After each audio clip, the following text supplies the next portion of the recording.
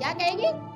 अरे पता नहीं कहाँ से पैदा हो गया, हमारे तो खानदान में ऐसा नहीं था और ये पता नहीं कहाँ से हो गया। अरे होता ही, जब तुम उसे बचपन से ही काना बना रही हो तो लड़कियां ही छेड़ेगा ना।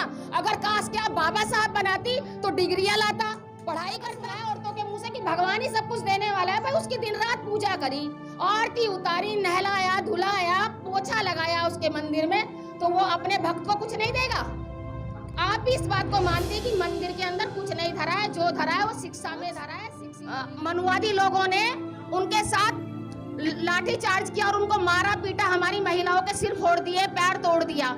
तो आप देख लीजिए वही दोबारा युग उन्होंने दिया, उसको भी गवा दिया, हमको देकर तो क्या जाते। तो हमारे जो आने वाली पीढ़ी है वो हमें गालियां देंगी कि हमें गुलाम बनाया गया। और इस गुलामी से अगर आपको हमारे बच्चों को आजादी दिलानी है तो सही वोट का अपना प्रयोग करना सीख लो।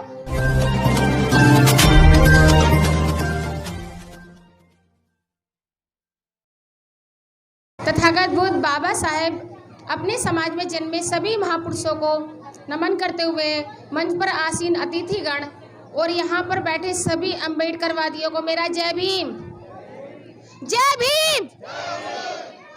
अब लगा कि यहाँ पर अम्बेडकरवादी बैठे हुए हैं, क्योंकि जब तक आस पड़ोस में पता ना चल जाए कि यहाँ पर जय भीम वालों का प्रोग्राम चल रहा है तो कैसा प्रोग्राम।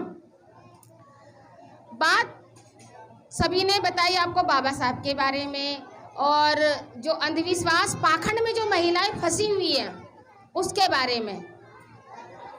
मैं जो बताऊंगी आपको, मैं बताऊंगी कि बाबा साहेब ने अन्य महापुरुषों ने, सावित्रीबाई फूले, ज्योतिबा फूले और अपने काशीराम जी, सबने संघर्ष किया। किसके लिए? आप लोगों के लिए। बाबा साहब ने संघर्ष करके संविधान लिखने का, जब बाबा साहब से संविधान लिखवाया तो सबसे पहले आप लोगों का बाबा साहब ने ध्यान रखा कि मेरा जो दबा कुचला समाज है मैं उसको बैसाखी देने का काम इस संविधान में करूंगा। और आप लोगों को बैसाखी दी, बाबा साहब ने आपको अधिकार दिए हर चीज में। जो जनरल वालों के अधिकार है उनके बराबर खड़ा होने का अधिकार बाबा साहब ने आपको दिया। लेकिन एक अधिकार बाबा साहब ने आपको स्पेशल दिया था, ये कहा था कि जितने भी अधिकार मैं इनको देकर जा रहा हूं, जितने भी अधिकार मैं संविधान में देकर जा रहा हूं, जो इस देश की सत्ता पर जो काबिज होगा वो हक अधिकार रखता है उन अधिकारों को खत्म करने का, चाहे वो किसी भी तरीके से खत्म करे। बाबा साहब ने आपको एक बहुत बड़ा हथियार दिया था, वो दिया था वोट का अधिकार। और ये कहा था कि अगर ये लोग आपके हक अधिकार खत्म करने की कोशिश करें तो आप उस हथियार से, उस हथियार की धार से उन सब अधिकारों को सेव कर सकते हैं। वो था वोट का अधिकार। लेकिन उस वोट के अधिकार को हमारे लोग समझ ही नहीं पाए कि इतने 4-4 बच्चे कुर्बान कर दिए बाबा साहेब ने। सावित्रीबाई फूले ने बच्चे पैदा नहीं किए, सिर्फ किसके कारण? आप लोगों के कारण। और उस अधिकार को आपने क्या किया कि उन गलत हाथों में ही सौंप दिया। जिनके बराबर में खड़ा होने का अधिकार बाबा साहब ने आपने दिया, उसी हथियार को उनको सौंप दिया। और देखो सत्ता पे कौन आ गया? मनुवादी लोग। कौन बैठे हैं? मनुवादी लोग। और वो क्या कर रहे हैं? वो आपके वोट के अधिकार का फायदा उठा रहे हैं सत्ता में आकर, और क्या कर रहे हैं? आपके संविधान को धीरे धीरे खत्म कर रहे हैं, संशोधन कर रहे हैं कानूनों में। और आपको पता भी नहीं चल रहा है। जो हम आरक्षण आरक्षण चिल्लाते हैं ना, सिर्फ चिल्लाते ही रह जाएंगे, क्योंकि वो हमारे अधिकार खत्म कर रहे हैं। और हम कह रहे हैं कि आरक्षण को हाथ लगा के दिखाओ। निजीकरण कर दिया।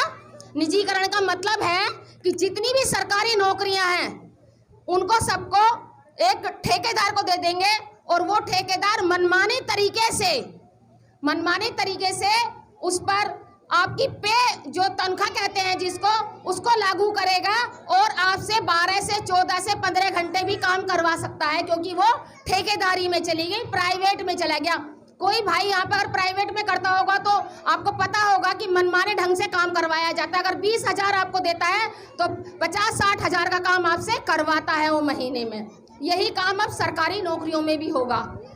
अगर उसमें ये भी है कि वो 5 साल आपसे काम कराएगा, अगर आपको आपका काम उसको पसंद आ गया 5 साल तक, उसके बाद वो चाहे तो आपको हटा सकता है कि कि भाई आप काम करने लायक नहीं है, ठीक नहीं है, क्योंकि 5 साल बाद वो आपका पक्का कर सकता है। लेकिन वो पक्का करेगा क्यों? जहां उसका 10,000 में काम चल रहा है तो 25,000 30,000 क्यों देगा आपको? तो वो तो हटाएगा ना। तो इस तरीके से हमारा संविधान खत्म किया जा रहा है। संविधान की तो चलो बात छोड़ो, वो तो खत्म हो ही रहा है। अब आते हैं अपनी बहन बेटियों पर, आज आपने देखा होगा दिल्ली के अंदर हमारे समाज की, दलित समाज की बेटियों के साथ रोज रेप होता है, हर दूसरे तीसरे दिन रेप होता है और उनको न्याय भी नहीं मिलता। एक और उन्होंने उपाय ढूंढ लिया है कि आपकी बेटियों के साथ रेप तो करेंगे और उनको जला भी देंगे, सबूत भी खत्म कर देंगे। अभी दिल्ली कैंट का आपने देखा था, 9 साल की बेटी के साथ हुआ, उससे पहले 6 साल की बेटी के साथ हुआ, उससे पहले 2 जो लड़कियां थी, जुड़वा थी, उनके साथ हुआ। यहाँ तक बाबा साहब की प्रतिमाएं रोज टूट रही हैं। हैदरपुर में टूटी और तुड़वाने वाली कौन थी? यही आम आदमी पार्टी की विधायक, उसने तुड़वाया। इधर आपने देखा होगा भी 15 अगस्त के दिन हमारे लोग झंडा फहरा रहे थे बाबा साहब की प्रतिमा के यहाँ। कुछ मनुवादी लोगों ने उनके साथ लाठी चार्ज किया और उनको मारा पीटा, हमारी महिलाओं के सिर फोड़ दिए, पैर तोड़ दिया। तो आप देख लीजिए वही दोबारा युग आने वाला है कि आपको आजादी की सांस भी ये लोग लेने नहीं देंगे। सिर्फ किसकी वजह से? हमारी गलती से, क्योंकि हमने वोट गलत लोगों को दे दिया। क्योंकि अगर आपने कहावत सुनी होगी कि अपना जब मारता है तो छाए में गिरता है और जब दूसरा मारता है तो कहाँ गिरता है? धूप में गिरता है। तो वही काम आज हमारे साथ हो रहा है कि हमारा वोट भी ले लिया और हमारी बेटियों के साथ रेप भी होता है और हमारी बेटियों को न्याय भी नहीं मिलता। उस न्याय को पाने के लिए हम लोगों को सड़कों पर उतरना पड़ता है, लाठी डंडे खाना पड़ता है, मिन्नतें करनी पड़ती हैं। वोट हमारा सबसे ज्यादा और हमें ही मिन्नतें करनी पड़ती हैं। तो इस गलती जो हमने की है इसको सुधारा भी जा सकता है, उसको सुधारा भी जा सकता है। अगर हम चाहें तो अपना राजा बना सकते हैं, क्योंकि बाबा साहब ने कहा था कि वोट दुधारी तलवार है। वोट जो है एक दुधारी तलवार है, अगर आप सही यूज करोगे तो दुश्मन का गला काट सकते हो और अगर गलत यूज करोगे तो अपना ही गर्दन कटेगी। तो अब हमने क्या किया? अपना ही गर्दन काटने का काम किया, संविधान खत्म करवाने का काम किया, अपनी बहन बेटियों के साथ रेप करवाने का काम किया। अगर हम चाहें तो इस वोट को 2024 में सही उपयोग कर सकते हैं, अपनी बहन बेटियों को बचा सकते हैं। क्योंकि आज हम अपनी बेटियों को पाल किस लिए रहे हैं? इसलिए कि मनुवादी आए और उनको नोच कर खा जाए, इसीलिए पैदा किया है क्या हमने? ये हमारे हाथ में है, क्योंकि हमारे महापुरुष अब वापस नहीं आएंगे, वो तो आपको देकर चले गए सब कुछ। अब ये आपके हाथ में है कि हम अपने बच्चों को किस तरीके से सेव कर सकते हैं, सब कुछ आपके हाथ में है। अगर चाहें तो उस वोट का सही उपयोग करें और अपने परिवार को ही नहीं, अपने समाज को भी आप सेव कर सकते हैं उसका सही उपयोग करके। अब ये बात तो आ गई वोट की, और हम किस तरीके से अपनी सत्ता वापस ला सकते हैं, क्योंकि जिसकी सत्ता मजबूत होती है उसका कोई भी कुछ बिगाड़ नहीं सकता। क्योंकि आपने कभी देखा है कि किसी राजा की बेटी को कोई छेड़ सकता है? कोई छेड़ सकता है राजा की बेटी को? लेकिन गुलाम की बेटी को छेड़ सकता है, उठा सकता है। इसलिए राजा बनो, गुलाम नहीं। अब थोड़ा आते हैं महिलाओं पे, क्योंकि हमारी महिलाएं पूजा पाठ में बहुत ज्यादा लिप्त रहती हैं। तो मैं उनके लिए एक कहानी कहना चाहती हूँ कि छोटे छोटे 2 बच्चे ले लेते हैं, जैसे ये 2 बच्चे हैं, और एक बच्चे को मंदिर में बैठा देते हैं और दूसरे को क्या करते हैं? स्कूल में भेजते हैं। अब जो मंदिर में बच्चा है वो दिन रात मंदिर के अंदर बैठ के पोछा लगा रहा है, झाड़ू लगा रहा है, भगवान की आरती उतार रहा है, मतलब दिन रात उसकी सेवा में लगा हुआ है। और एक बच्चा हमारा स्कूल के अंदर पढ़ रहा है। दोनों धीरे धीरे बड़े भी हो रहे हैं। अब जब बड़े हो जाएंगे तो नौकरी किसको लगनी चाहिए? किसको मिलेगी नौकरी? किसको? पढ़ने वाले को। लेकिन मैंने तो सुना है औरतें कहती है कि भगवान ही सब कुछ देने वाला है। मैंने तो सुना है औरतों के मुंह से कि भगवान ही सब कुछ देने वाला है। भाई उसकी दिन रात पूजा करी, आरती उतारी, नहलाया, धुलाया, पोछा लगाया उसके मंदिर में, तो वो अपने भक्त को कुछ नहीं देगा? तो नौकरी तो उसकी लगनी चाहिए ना। तो इसका मतलब आप भी इस बात को मानते हैं कि मंदिर के अंदर कुछ नहीं धरा है, जो धरा है वो शिक्षा में धरा है। शिक्षित होएगा तो हमारे बच्चे को नौकरी भी मिलेगी और हमारे बच्चे का दिमाग भी विकसित होगा उससे। तो अब पहले ये बताइए, मंदिर में कितनी महिलाएं जाती है? सच सच बताना, जाती हो? अब जाओगी? देखिए ऐसा है, इनमें कुछ नहीं रखा, क्योंकि हम भी आपके जैसा था। ऐसे नहीं है कि हम भी ऐसे दूध के धुले थे, बिल्कुल साफ सुथरा, हम पहले से ही ऐसे हैं। हम लोग भी पूजा पाठ करते थे, लेकिन जिस दिन से हमें पता चला, जैसे आप लोग आए हो प्रोग्राम में, उसी तरीके से हम भी आते थे और हमने सुना भाई हम तो गलत लोगों को मान रहे हैं। हमारे जो महापुरुष हैं उन्होंने हमारे लिए संघर्ष और त्याग किया, तब हम इस मुकाम पर पहुंचे हैं कि हम उनके बराबरी कर सकते हैं। किसी भगवान की देन नहीं है हमें। कल जन्माष्टमी है, आपको पता है? तो बहुत सी महिलाएं कहती हैं कि अपने बेटे को पता नहीं क्या क्या मोर पंख लगा देंगी, कृष्ण बना देंगी। वो मोर पंख लगा लोगों के कृष्ण बनाती है और बड़ी खुश होती है कि मेरा बेटा तो कान्हा जैसा है। अब मुझे एक बात बताइए, कान्हा जी तो घाट पे नहाती हुई महिलाओं के कपड़े उठा के भाग जाता था। भागता है था नहीं? देखो ये मैं नहीं कह रही, उनके शास्त्रों में लिखा है कि भाई नहाती हुई महिलाओं के कपड़े उठा के भाग जाता था, छेड़ता था गोपियों को। तो अगर आज हमारा बेटा जवान होके किसी लड़की को छेड़ेगा तो कोई आके शिकायत करेगा तो क्या कहेगी माँ? क्या कहेगी?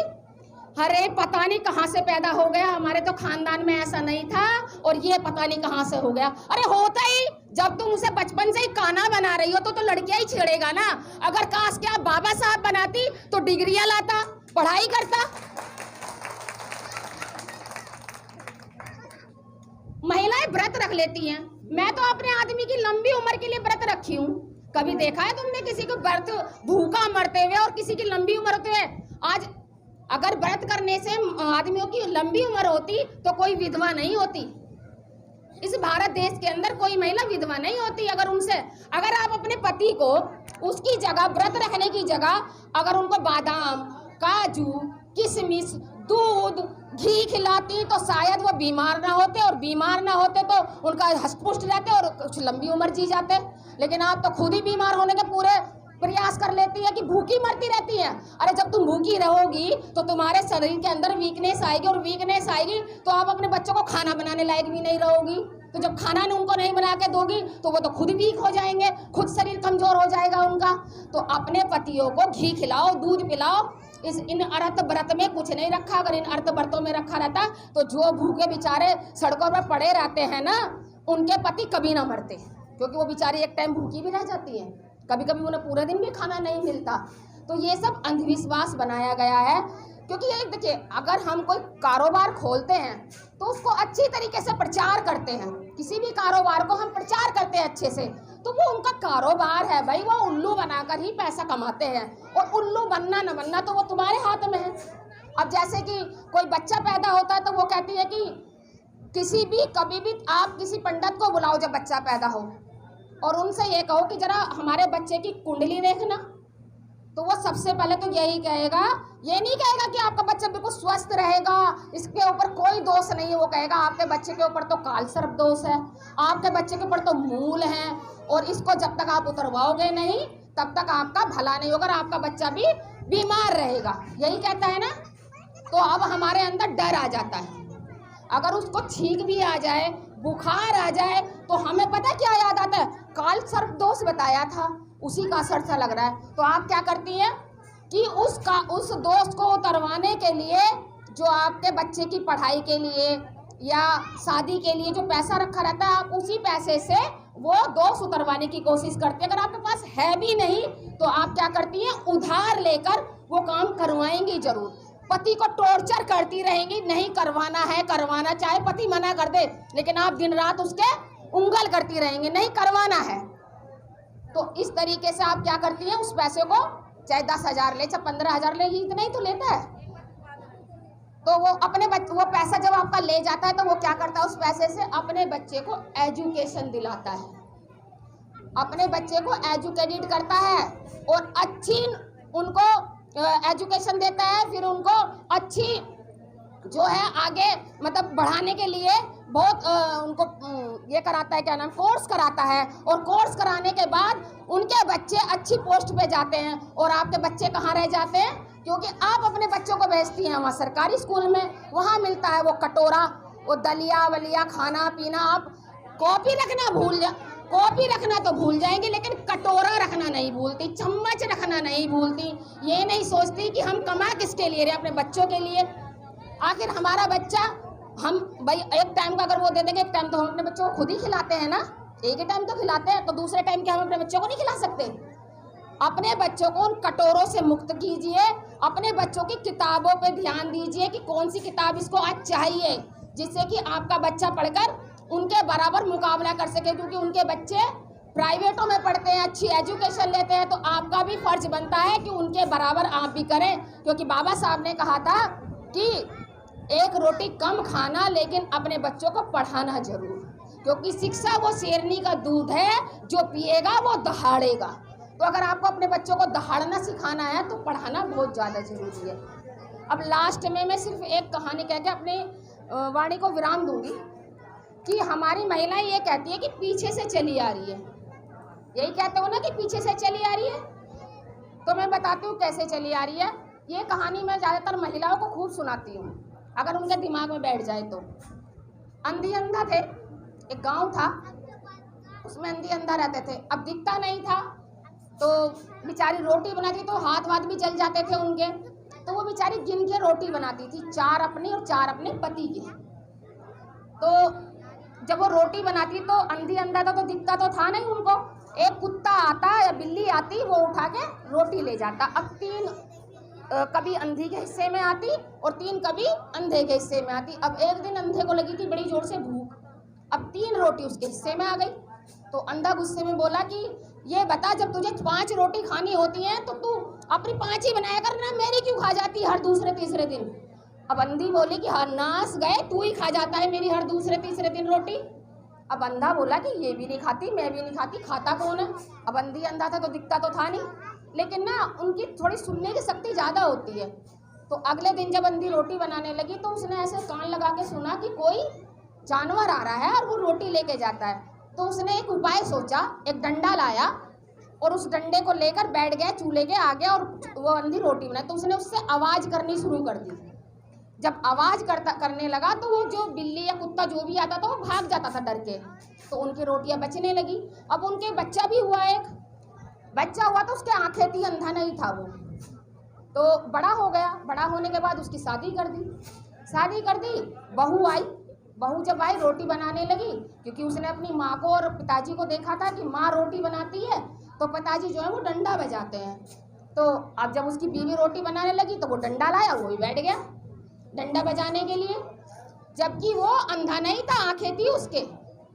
तो अब उनके भी बच्चे हुए, उनकी बीवियाँ आई। तो जब उनकी बीवियाँ आई, उनके पति भी डंडा लेके बैठ गए, अब उनके भी बच्चे हुए। अब आई होगी मेरे जैसी पढ़ी लिखी, या शशि वाला जी के, या नीलम जैसी बोध जी के जैसी, या सोनू जी के, या आप में से जो पढ़ी लिखी हो ऐसी बहू आई होगी, परफेक्ट एकदम बोलने चालने वाली। जब उसका पति डंडा लेकर बैठा रोटी बनाने, तो उसने कहा कि ये बताओ, तुम्हारे घर की महिलाएं जब रोटी बनाती है तो तुम डंडा क्यों बजाने बैठते हो। तो बोला है मेरे को क्या पता, पीछे से तो चली आ रही है। तो उसने कहा कि जब पीछे से चली आ रही है तो अपने पिताजी से पूछो क्यों चली आ रही है। वो गया अपने पिताजी के पास, बोला क्या मुझे क्या पता, तो पीछे से तो चली आ रही है। अब ऐसे ही करते करते वो अपने बाप के पास गया, जो अंधा बुढ़ा था वो बिल्कुल मतलब मरने हालत हो गया था, क्योंकि पहले के जो बड़े बूढ़े तो बहुत दिन तक जीते थे। अब सारे मिलके उनके पास गए, बोले कि ये बताओ कि हमारे घर में जो महिलाएं रोटी बनाती हैं ये डंडा क्यों बजाते हैं। तो उस अंधे ने कहा कि अकल के अंधो, हम दोनों तो अंधी अंधा थे, तो हमारी मजबूरी थी कि एक जानवर आता था, वो डंडा बजाते थे इसलिए कि वो रोटी खा जाता, तो उसको बचाने के लिए डंडा बजाते थे। लेकिन तुम तो आंख वाले, तो तुम जो डंडा लेके बैठ गए। तो यही हाल हमारे समाज का हो गया है कि कुछ पूछेंगे नहीं अपने घर वालों से, अपने पिता से, अपने दादा से, बस ढोए जा रहे हैं परंपराओं के नाम पे कि पीछे से चली आ रही है। तो पीछे से ऐसा चली आ रही है, क्या पता हमारे पूर्वजों की या हमारे माता पिता की या हमारे दादा दादी की कोई मजबूरी रही हो वो परंपरा निभाना, तो हम क्यों निभाएं? हम तो आंख वाले हैं ना, हमें तो पूछना चाहिए ना कि भाई हम ये कर क्यों रहे हैं। तो ये पीछे से ये चली आ रही है, ये ऐसे ही चली आ रही है, इसको छोड़ दो, इसमें कुछ नहीं रखा। त्योहार कुछ नहीं होता, क्योंकि तीज त्योहार अगर आपको मनाने हैं तो जिन महापुरुषों ने हमें इस लायक बनाया, जैसे बाबा साहब हुए, ज्योतिबा फूले हुए, सावित्रीबाई फूले हुई, माता रमाबाई हुई, जिन्होंने 4-4 बच्चों की कुर्बानी दे दी आपके लिए, तो उनके जन्मदिन पर त्योहार मनाओ ना, क्योंकि उन्होंने आपके लिए कुर्बानियां दी है, किसी और ने नहीं दी। और अगर आपको आने वाली पीढ़ी से गालियां नहीं खानी है ना, क्योंकि हमारे महापुरुषों ने जो दिया, हमारे बच्चे ये कहेंगे कि